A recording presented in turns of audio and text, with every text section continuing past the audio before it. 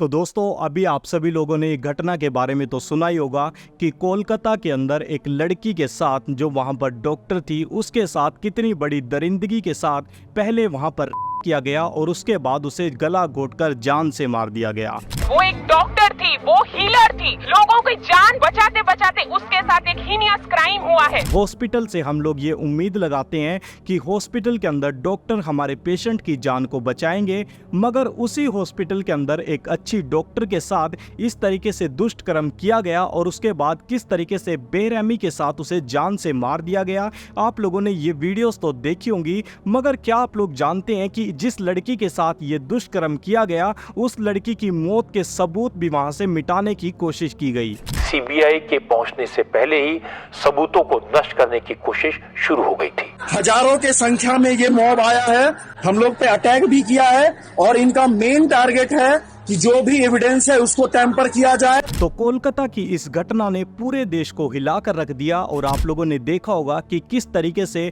अब दिन प्रतिदिन ये प्रोटेस्ट बढ़ते ही जा रहे हैं। कोई सोशल मीडिया के द्वारा इस प्रोटेस्ट को आगे बढ़ाने का काम कर रहा है और कहीं पर हमें देखने को मिलता है कि बहुत सारे लोग सड़कों पर निकलकर इस प्रोटेस्ट में शामिल हो रहे हैं। जिस स्पीड के साथ यहाँ पर ये प्रोटेस्ट बढ़ रहे हैं उसी स्पीड के साथ अब उस जुर्म के सबूतों को मिटाने की कोशिश भी की जा रही है। अब सवाल तो यहाँ पर बहुत सारे उठते हैं, अब जिस जगह पर डॉक्टर के साथ इतना बड़ा क्राइम हो गया, आखिर हॉस्पिटल के सीनियर्स ने उस जगह को सील क्यों नहीं किया। अब उस विक्टिम डॉक्टर के साथ इतनी बुरी तरीके से यहाँ पर मारपीट की गई कि उसके शरीर के हिस्सों को भी तोड़ दिया गया और ये कोई एक व्यक्ति का काम नहीं था, मतलब यहाँ पर बहुत सारे लोग थे, मगर पुलिस ने अभी तक एक ही व्यक्ति को गिरफ्तार क्यों किया। और उस जगह के सबूत को मिटाने की कोशिश इस तरीके से वहाँ पर की गई कि इतने सारे लोगों की भीड़ वहाँ पर घुस आई और वहाँ पर तोड़फोड़ मचाई गई ताकि वहाँ के सबूत मिटाए जा सके। जिस जगह पर यह क्राइम हुआ था उसी के कुछ ही कदम की दूरी पर वहां पर कंस्ट्रक्शन का काम आखिर क्यों शुरू करवा दिया गया। क्या मुजरिम अभी तक पकड़े गए या फिर मुजरिम को भी छिपाया जा रहा है और मुजरिम को छिपाने वाला कौन है, यही सब हम इस वीडियो के अंदर देखने वाले हैं। आप लोगों ने अभी तक बहुत सारी वीडियोस देखी होंगी इस केस के बारे में, कहीं पर आप लोगों ने न्यूज़ के अंदर भी ये चीज़ देखी होगी कि लोग किस तरीके से इस प्रोटेस्ट को कर रहे हैं, कोई सोशल मीडिया के द्वारा और कोई सड़कों पर निकलकर इस काम को आगे बढ़ा रहा है कि वो लोग जो भी इस केस के कसूरवार हैं वो जल्द से जल्द पकड़े जाए। मगर मैं आप लोगों को बता दूं कि बहुत सारी चीज़ें अभी तक आप लोग इस केस के बारे में नहीं जानते होंगे, क्योंकि किस केस को किस तरीके से दबाया जा रहा है और इस केस के जो मुजरिम है उन लोगों को किस तरीके से छिपाने की अभी तक कोशिशें की जा रही है। तो आज की इस वीडियो के अंदर हम यही सब देखने वाले हैं। तो चलिए हम इस वीडियो को शुरू करते हैं।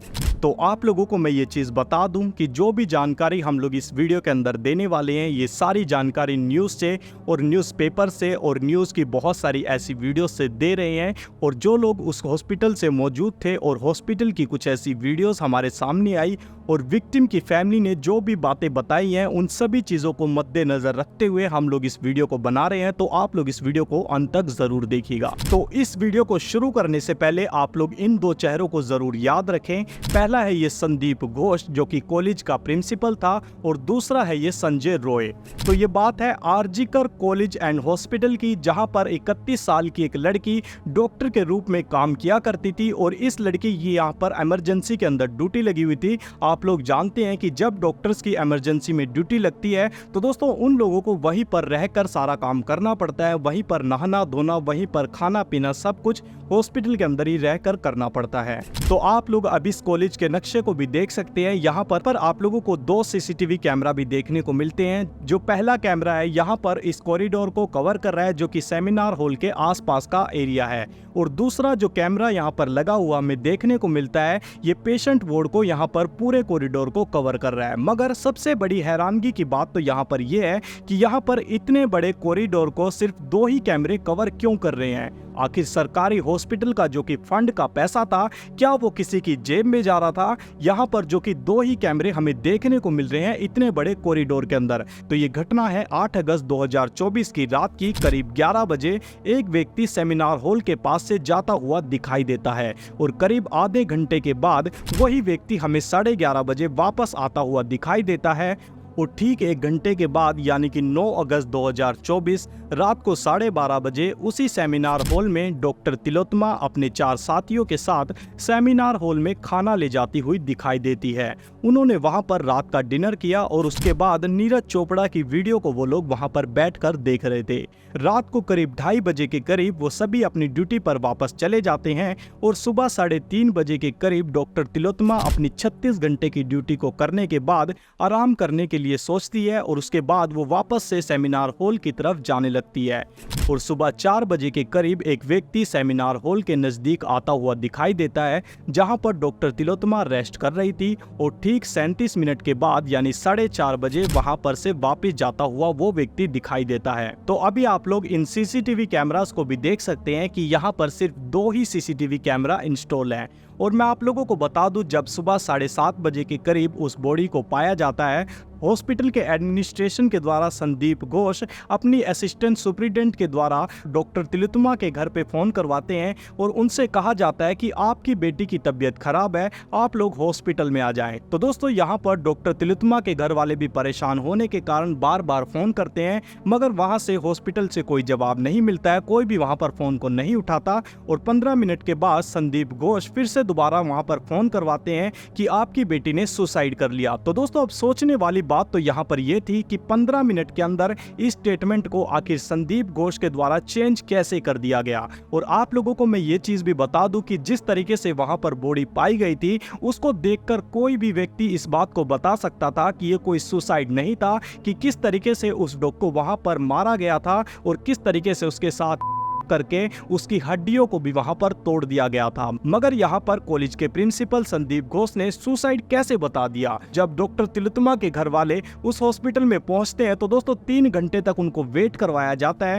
एक पेरेंट्स जिनकी बच्ची 31 इयर्स ओल्ड की ऐसी खत्म हो जाती है, उनको 3 घंटे तक खड़े रहने के बाद माँ बाप हाथ जोड़ते रहे, हमारी बच्ची का मुंह एक बार दिखाओ, हमको नहीं दिखाया गया। 3 घंटे के बाद डॉक्टर तिलोत्तमा के पेरेंट्स और उनके जानने वाले वहां पर पहुंचते हैं तो वहां का मंजर कुछ और ही था कि जिस तरीके से वहां पर कॉलेज के प्रिंसिपल ने बताया था कि आपकी बेटी ने सुसाइड कर लिया, मगर वहां पर उस लड़की के पैर पर पड़े हुए थे। Dead body of the girl, जिसके मुंह में खून था, बच्ची का शरीर में कोई कपड़ा नहीं था, पैर दोनों राइट एंगल में मिला गया। और उस लड़की को देखकर कोई भी इस बात को बता सकता था कि वहां पर उस लड़की ने सुसाइड तो नहीं किया था। तो अब कहानी में यहाँ पर साफ साफ ये चीज तो देखी जा रही है कि कोई बड़ी घटना यहाँ पर छिपाई जा रही है जिसकी मांग आज पूरा देश भी कर रहा है। तो अब सोचने वाली बात यहाँ पर यह है कि आखिर यहाँ पर किस घटना को छिपाया जा रहा था और यहाँ पर ये कॉलेज का प्रिंसिपल किस को छिपाने की कोशिश कर रहा था। तो दोस्तों जब पुलिस इस घटना स्थल पर पहुंचती है और दोस्तों पुलिस ने वहां पर बहुत सारी चीजों को बरामद किया, जैसे कि डॉक्टर के वहां पर लैपटॉप को और भी बहुत सारी चीजें डॉक्टर की वहां पर मिली। मगर यहाँ पर सबसे एक अहम चीज है जो कि ये ईयरफोन पुलिस को जब मिलते हैं तो दोस्तों पुलिस वाले यहाँ पर सीसीटीवी कैमरास को भी चेक करते हैं। और जब पुलिस ने सीसीटीवी कैमरास को वहां पर चेक किया तो दोस्तों कॉरिडोर के अंदर बहुत सारे लोग आते जाते हुए नजर आ रहे थे, मगर उनमें से एक व्यक्ति के गले में ये ईयरफोन पड़े हुए थे। और दोस्तों पुलिस वाले जब इस व्यक्ति को देखते हैं तो 4 बजे के करीब ये व्यक्ति सेमिनार हॉल के अंदर जाता हुआ दिखाई देता है। और ठीक 37 मिनट के बाद यानी कि 4:37 पर यह व्यक्ति सेमिनार हॉल से वापस आता हुआ भी नजर आता है। मगर सोचने वाली बात यह थी कि जब ये व्यक्ति सेमिनार हॉल से वापस आता है उसके गले में ये ईयरफोन नहीं था।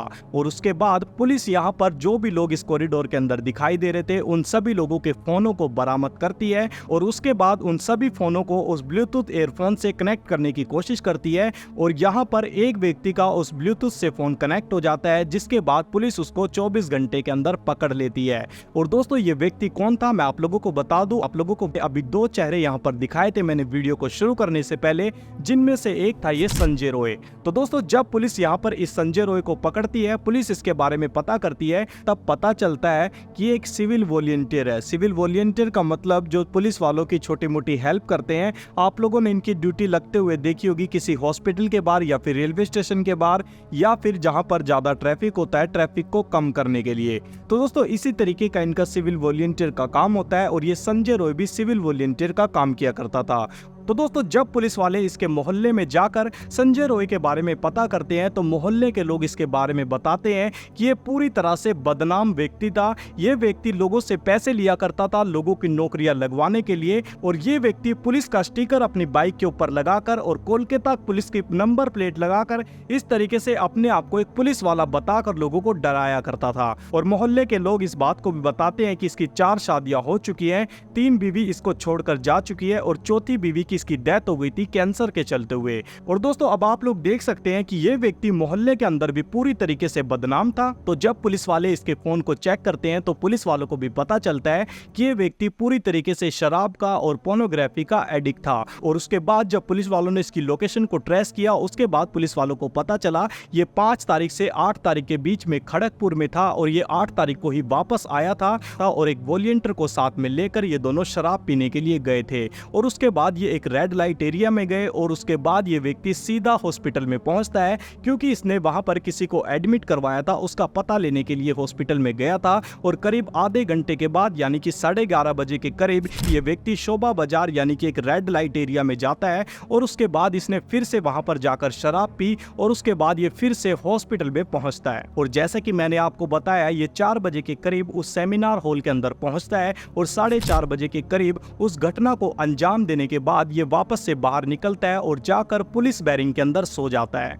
और हैरानगी की बात तो यहाँ पर सबसे बड़ी ये थी कि इतना बड़ा जुर्म करने के बाद एक व्यक्ति इतने ज्यादा नशे के अंदर था कि जाकर वो पुलिस बैरिंग के अंदर सो जाता है और उससे कोई भी वहां पर कोई सवाल को नहीं करता कि आखिर यहाँ पर ये व्यक्ति कर क्या रहा है। और 24 घंटे के अंदर अंदर ही पुलिस ने इस संजय रॉय को भी अरेस्ट कर लिया था। मगर अब डॉक्टर तिलोत्तमा की मेडिकल रिपोर्ट भी आने वाली थी जिसने इस चीज को यहाँ पर साफ साफ कर दिया कि उस लड़की के साथ यहाँ पर किस तरीके से दरिंदगी की गई। तो दोस्तों अभी आप लोग डॉक्टर तिलोत्तमा की इस रिपोर्ट को भी पढ़ सकते हैं कि यहाँ पर डॉक्टर को कितनी ज्यादा चोटें आई थी, जगह जगह पर उनके शरीर में इंजरी हो चुकी थी। मगर दूसरी ओर की बात करें तो दोस्तों संजय रॉय को अभी आप लोग देख सकते हैं, इसको देखकर भी हमें ऐसा नहीं लगता कि इसको जरा सी खरोच भी आई हो। तो दोस्तों जब डॉक्टर तिलोत्तमा के साथ ये सब किया जा रहा था तो दोस्तों डॉक्टर ने भी अपने आप को बचाने के लिए कुछ ना कुछ हमला तो वहां पर जरूर किया ही होगा। जबकि हम देखते हैं सेमिनार हॉल के यहाँ पर पर्दे भी फटे हुए हैं। तो दोस्तों यहाँ पर संजय रॉय को जरा सी खरोच क्यों नहीं आई?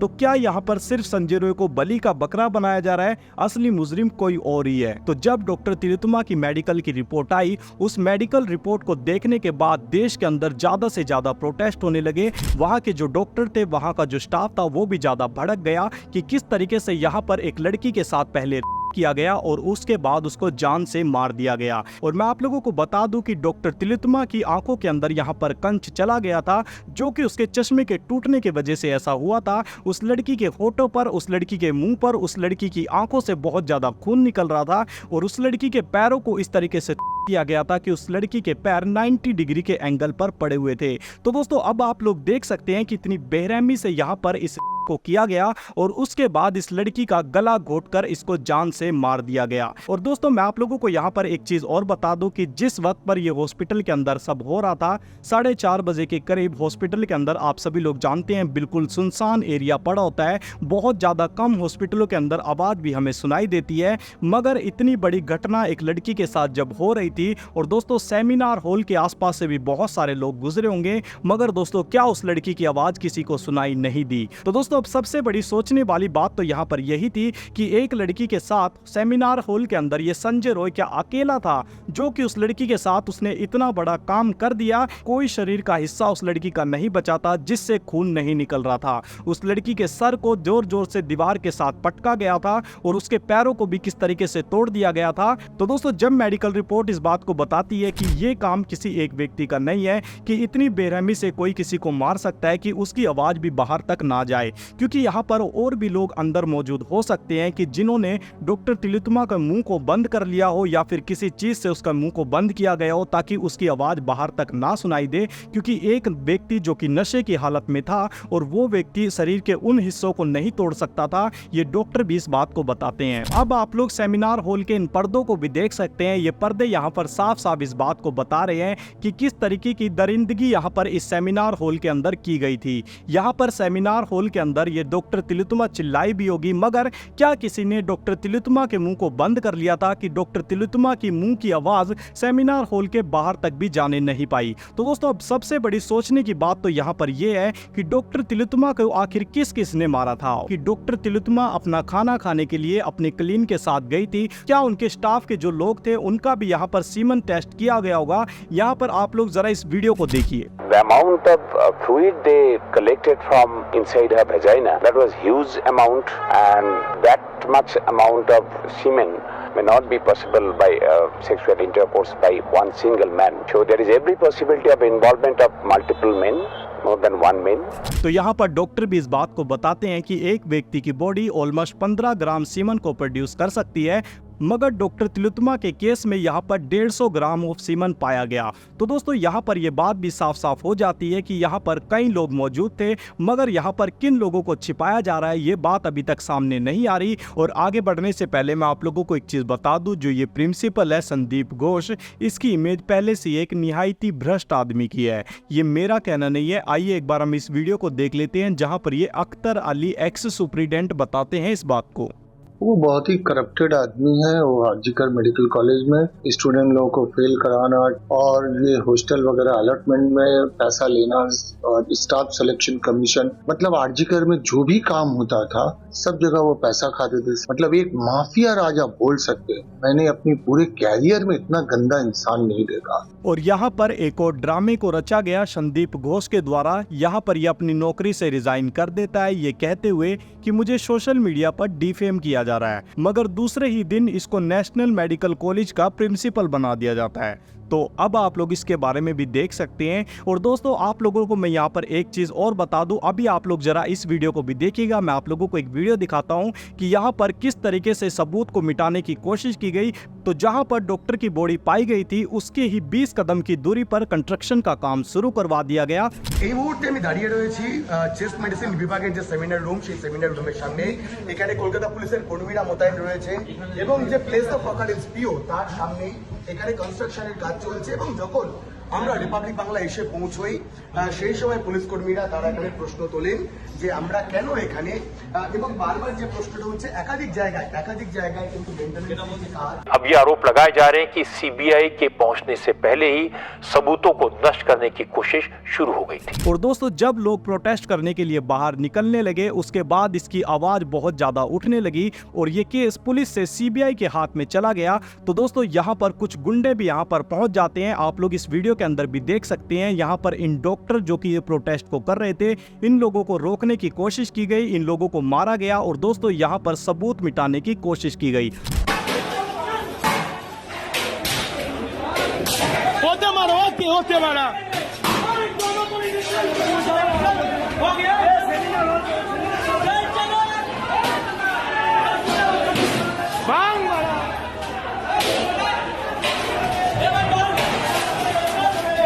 लोग यहाँ के रेसिडेंट्स डॉक्टर हैं, आप यहाँ का कंडीशन देख सकते हैं।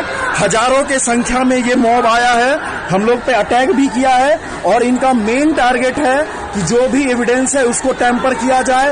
और यहाँ का जो लोकल पुलिस है ये कुछ भी कंट्रोल नहीं कर पाया है, हम लोग पे अटैक किया गया है और ये सारे मॉब की स्थिति आप देख सकते हैं क्या किया है इन्होंने। वी डिमांड सेंट्रल फोर्स आए और हमें प्रोटेक्शन दे। तो अब आप लोग देख सकते हैं कि किस तरीके से यहाँ पर सबूतों को मिटाया जा रहा था। और मैं आप लोगों को बता दूं कि इस केस को शुरू से ही कवर अप करने की कोशिश की जा रही थी और सबसे बड़ा हिस्सा था यहाँ पर ये विनीत कुमार गोयल। तो दोस्तों विनीत कुमार गोयल को ये केस सौंपना ही सबसे बड़ा हिस्सा था कि इस केस को कवर अप किया जा सके। तो सबसे बड़ी गलती तो यही थी कि विनीत कुमार गोयल को ये केस सौंपा गया, क्योंकि विनीत कुमार गोयल के ऊपर 2013 के कामदुनी गैंग रेप में लापरवाही और मिली भगत का आरोप था। He is the person who is responsible for the Kamdini murder because he was the head of the investigation. He blotched it up completely. And the same thing he has done. Same modus operandi by this Vineet Goyal. But he needs to go. और कई लोगों का कहना यह भी है कि RG कर कॉलेज के अंदर पहले से ही सेक्स और ड्रग्स रैकेट चलाया जाता था और इसमें प्रिंसिपल संदीप घोष भी इन्वॉल्व थे। और डॉक्टर तिलोत्तमा को इसके बारे में जब पता चला तो उन्होंने इसके खिलाफ आवाज उठाई और दोस्तों सोशल मीडिया का उन्होंने सहारा लिया, जिसके चलते संदीप घोष ने यहाँ पर उसको रोकने की कोशिश की और सबसे पहले डॉक्टर तिलोत्तमा की स्कूटी को तोड़ा गया और उसके बाद उसको टॉर्चर करने की कोशिश की गई, जिसके बारे में प्रिंसिपल को पहले से पता था, मगर उसको ये नहीं पता था कि बात अब इतनी ज्यादा बढ़ जाएगी।